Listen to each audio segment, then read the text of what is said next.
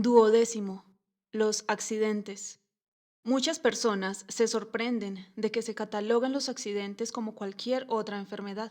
Piensan que los accidentes son algo completamente distinto. Al fin y al cabo, vienen de afuera, por lo que mal puede tener uno la culpa. Esta argumentación denota la confusión de nuestro pensamiento en general y en qué medida nuestra manera de pensar y nuestras teorías se amoldan a nuestros deseos inconscientes. A todos nos resulta extraordinariamente desagradable asumir la plena responsabilidad de nuestra existencia y de todo lo que nos ocurre. Constantemente buscamos la manera de proyectar la culpa hacia el exterior y nos irrita que se nos desenmascaren estas proyecciones. La mayoría de los esfuerzos científicos están dirigidos a consolidar y legalizar con teorías estas proyecciones. Humanamente hablando, ello es perfectamente comprensible.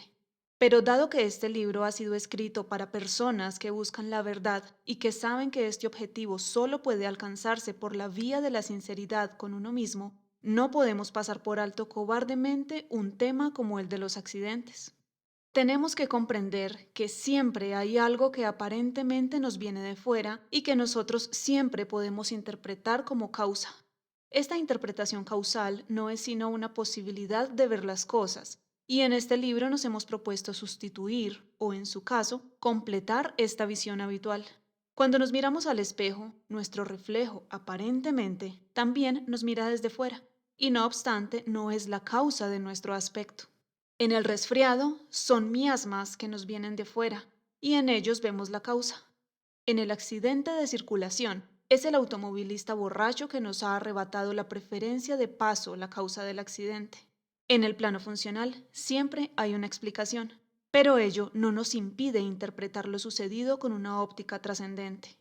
La ley de la resonancia determina que nosotros nunca podamos entrar en contacto con algo con lo que no tenemos nada que ver.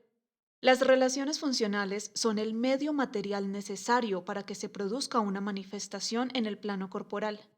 Para pintar un cuadro necesitamos un lienzo y colores, pero ellos no son la causa del cuadro, sino únicamente los medios materiales con ayuda de los cuales el pintor plasma su cuadro interior. Sería una tontería refutar el mensaje del cuadro con el argumento de que el color, el lienzo y los pinceles son sus causas verdaderas. Nosotros no buscamos los accidentes, del mismo modo que no buscamos las enfermedades, y nada nos hace desistir de utilizar cualquier cosa como causa. Sin embargo, de todo lo que nos pasa en la vida, los responsables somos nosotros. No hay excepciones, por lo que vale más dejar de buscarlas. Cuando una persona sufre, sufre solo a sus propias manos, lo cual no presupone que no sea grande el sufrimiento. Cada cual es agente y paciente en una sola persona. Mientras el ser humano no descubra en sí a ambos, estará sano. Por la intensidad con que las personas denostan al agente externo, podemos ver en qué medida se desconocen. Les falta esa visión que permite ver la unidad de las cosas. La idea de que los accidentes son provocados inconscientemente no es nueva. Freud, en su psicopatología de la vida diaria, además de fallos como defectos de pronunciación, olvidos, extravío de objetos, etc., cita también los accidentes como fruto de un propósito inconsciente. Posteriormente, la investigación psicosomática ha demostrado estadísticamente la existencia de la llamada propensión al accidente. Se trata de una personalidad que se inclina a afrontar sus conflictos en forma de accidente. Ya en 1926, el psicólogo alemán Marvey, en su Psicología práctica de los accidentes y siniestros industriales, observa que el individuo que ya ha sufrido un accidente tiene más probabilidades de sufrir otros accidentes que el que nunca los tuvo. En la obra fundamental de Alexander sobre la medicina psicosomática, publicado en 1950, encontramos las siguientes observaciones sobre el tema. En la investigación de los accidentes de automóvil se descubrió que en un periodo de 6 años, de un pequeño grupo de solo 3,9% de todos los automovilistas implicados en accidente, habían sufrido el 36,4% de todos los accidentes. Una gran empresa que emplea a numerosos conductores de camiones, alarmada por los altos costes de los accidentes, mandó investigar las causas. Entre los posibles factores se examinó el historial de cada conductor y aquellos que habían sufrido mayor número de accidentes fueron destinados a otros trabajos. Con esta sencilla medida pudo reducirse en una quinta parte la cifra de los siniestros. Es interesante observar que los conductores apartados de la carretera siguieron mostrando su propensión en el nuevo puesto de trabajo. Ello indica irrefutablemente que la propensión al accidente existe y que estas personas conservan esta propiedad en todas las actividades de la vida diaria. Alexander deduce que en la mayoría de los accidentes existe un elemento de deliberación, si bien casi siempre es inconsciente. En otras palabras, la mayoría de los accidentes están provocados inconscientemente. Esta mirada a la vieja literatura psicosomática nos indica, entre otras cosas, que nuestra forma de contemplar los accidentes no tiene nada de nueva. Aunque una persona no posea una personalidad propensa al accidente, éste siempre tiene un mensaje para ella, y deseamos aprender a descifrarlo. Si en la vida de un individuo abundan los accidentes, ello solo quiere decir que esta persona no ha resuelto conscientemente sus problemas y por lo tanto está escalando las etapas de aprendizaje forzoso. Un accidente cuestiona violentamente una manera de actuar o el camino emprendido por una persona. Es una pausa en la vida que hay que investigar. Para ello hay que contemplar todo el proceso del accidente como una obra teatral y tratar de comprender la estructura exacta de la acción y referirla a la propia situación. Un accidente es la caricatura de la propia problemática y es tan certero y tan doloroso como toda caricatura. Accidentes de tránsito. Accidente de tránsito es un término difícil de interpretar por lo abstracto. Hay que saber qué ocurre exactamente en un accidente determinado para poder decir qué mensaje encierra. Pero sí, en general, la interpretación es difícil y hasta imposible. En el caso concreto resulta muy difícil. No hay más que escuchar atentamente la exposición de los hechos. La ambivalencia del lenguaje lo delata todo. Lamentablemente, una y otra vez se comprueba que muchas personas carecen de oído para captar estas connotaciones verbales. Nosotros acostumbramos a hacer que un paciente repita una frase determinada de su descripción hasta que se da cuenta de lo que representa. En estos casos se advierte la inconsciencia con que las personas manejan el lenguaje o lo bien que actúan los filtros cuando de los propios problemas se trata. Por lo tanto, en la vida y en la circulación, una persona puede, por ejemplo, desviarse de su camino, pisar el acelerador, perder el norte, perder el control o el dominio, atropellar a uno, etc. ¿Qué queda por explicar? Basta con escuchar. Uno acelera de tal manera que no puede frenar y no solo se acerca demasiado al que va delante, sino que lo embiste, con lo que se produce una colisión. Este choque supone una contrariedad, por lo que los automovilistas suelen chocar no solo con los coches, sino también con las palabras.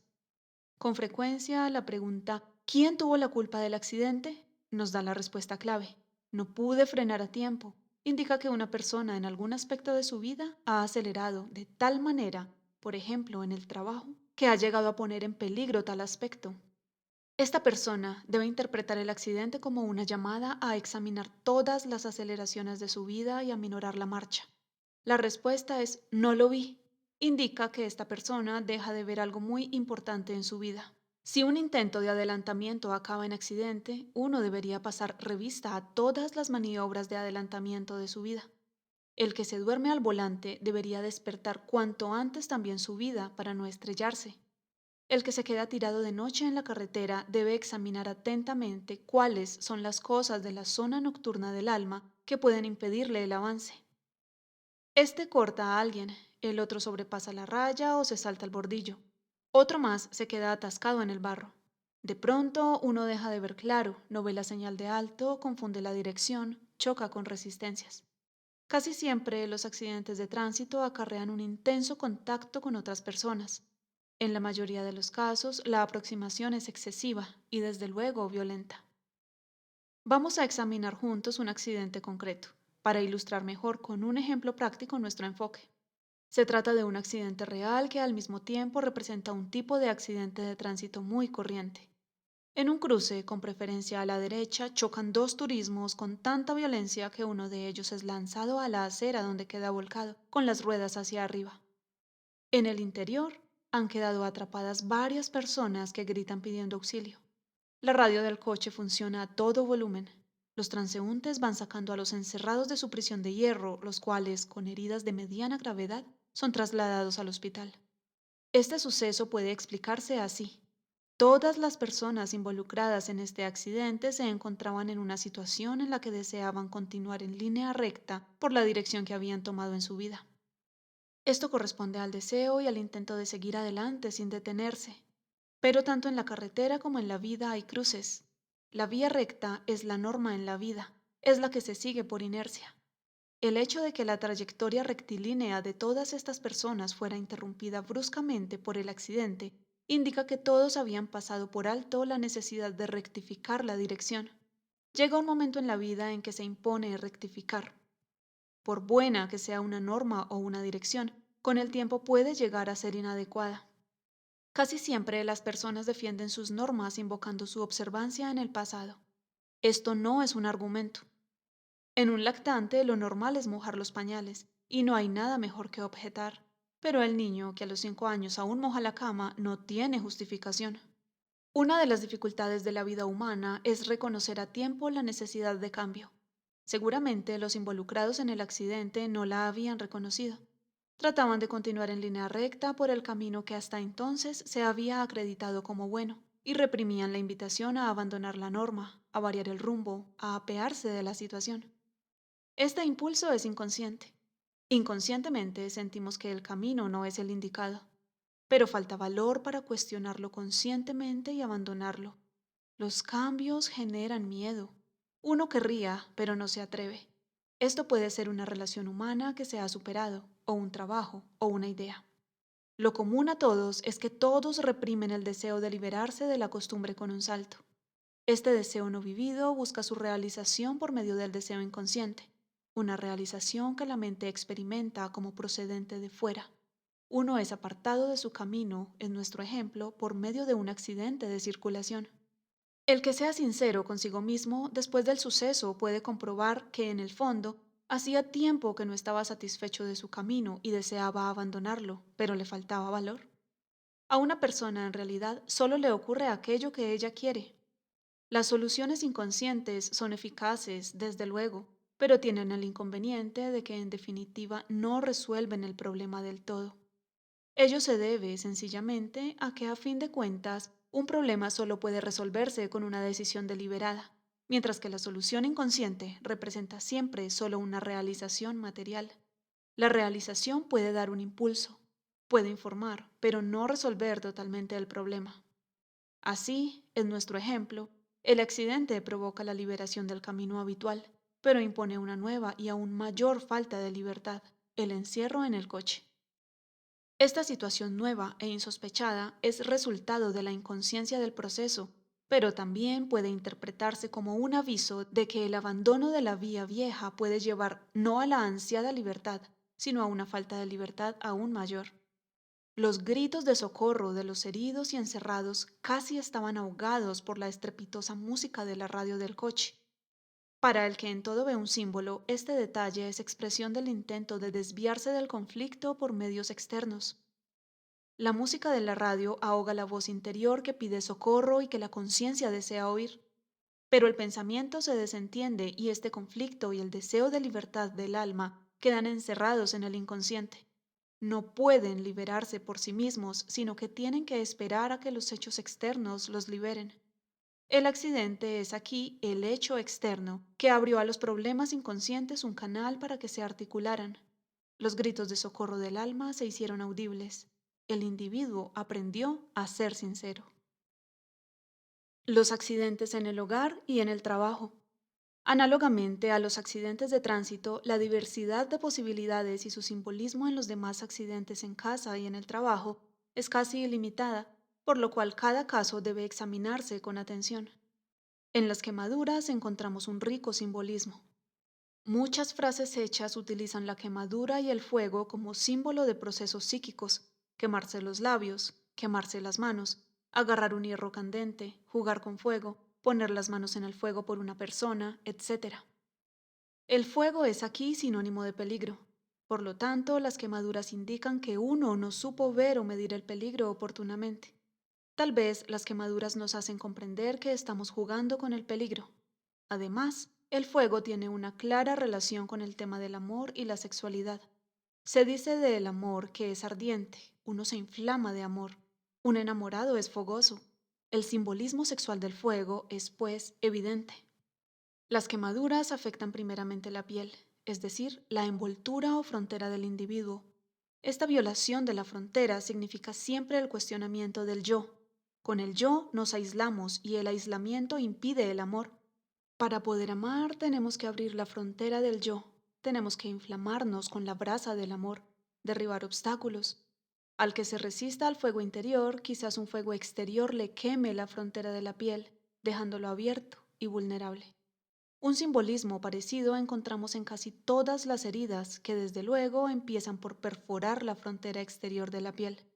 Por ello se habla también de heridas psíquicas y se dice que uno se siente herido por una determinada palabra. Pero uno puede herir no solo a los demás, sino también lacerarse la propia carne. También el simbolismo de la caída y el tropezón es fácil de descifrar. Los hay que dan un resbalón en el parque o que ruedan escaleras abajo. Si el resultado es conmoción cerebral, el pensamiento del individuo queda afectado. Todo intento de incorporarse en la cama produce dolor de cabeza, por lo que uno vuelve a echarse enseguida.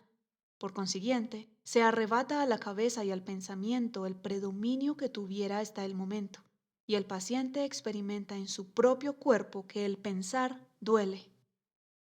Fracturas. Los huesos se rompen, casi sin excepción, en circunstancias de hiperdinamismo, automóvil, moto, deportes, por intervención de un factor mecánico externo. La fractura impone inmediatamente la inmovilización. Toda fractura provoca una interrupción del movimiento y la actividad y exige descanso. De esta pasividad forzosa debería surgir una reorientación.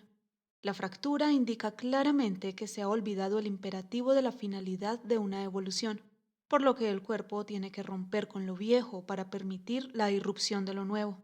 La fractura rompe con el camino anterior que estaba caracterizado por la hiperactividad y el movimiento. El individuo exagera el movimiento y la sobrecarga o hiperactividad se acumula hasta que el punto más débil cede. El hueso representa en el cuerpo el principio de la solidez, de las normas que dan un punto de apoyo, y también el de la anquilosis. El hueso anquilosado es frágil y no puede cumplir su función. Algo parecido ocurre con las normas. Tienen que proporcionar una base, pero una rigidez excesiva las hace inoperantes. Una fractura nos señala en el plano físico que se ha pasado por alto un exceso de rigidez de la norma en el sistema psíquico. El individuo se había hecho excesivamente rígido e inflexible.